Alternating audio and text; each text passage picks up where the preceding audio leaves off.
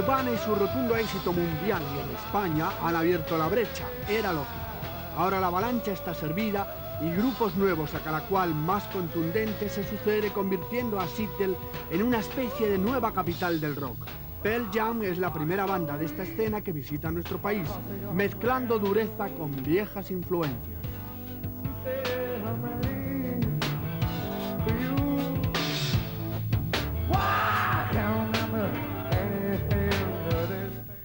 It's a flavor of the month, I think. I think, a couple of years ago it was Austin, a couple of years before that it was Minneapolis and Athens, and there was a LA punk rock thing in the early 80s, and there's been a New York thing, and I just think it was time. I think there's been a lot of people playing music in Seattle for a long time, and a lot of bands that have stayed together for a long time, and they're making pretty amazing music right now, so why not Seattle?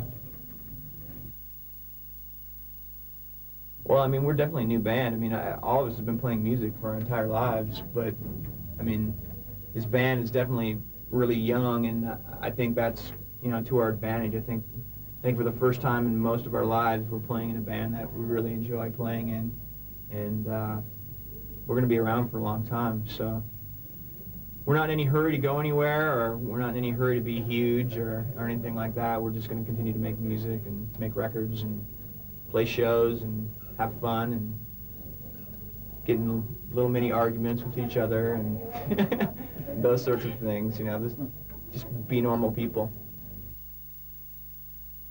Oh, yeah. Oh, definitely. I think all of us, I mean, and even as much as like Nirvana or Mudhoney or those guys would like you to believe, all those guys listen to 70s rock too. I mean, Mark Arm, Kurt Cobain, and all those guys used to listen to Led Zeppelin, used to listen to Aerosmith, used to listen to Ted Nugent and all that stuff. So, I mean, they might tell you that they grew up listening to, the Clash and Sex Pistols and all that stuff, but the fact is they definitely listened to their share of rock music.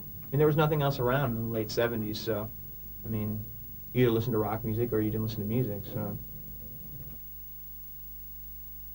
I think it has to do with a lot of, different melodies and the way we interact with each other and how we play. And it's not just full-on barrage guitar attack, there's subtleties to it, like Oceans or Release. But then there's also very heavy songs. It's just like the mixture of the different songs that we play. Soundgarden. Who's like the the kings of Seattle rock, as far as I'm concerned. I mean, The kings of American rock. They've been around for a long fellas, time, and basically. they rule. And I mean, there's other great bands. There's Mudhoney. There's Alice in Chains. Alice in Chains. Our good friends Alice in Chains. I don't know. There's a million bands. I mean, I hate to just say that sit here and rave about Seattle bands, because I think all of us love bands from all over the world and all over the country. So I definitely don't sit at home and just play Seattle bands on my stereo all day. I mean, I don't think anybody in the band really does that. I do with Soundgarden, but that's just only when I'm really in an aggressive mood.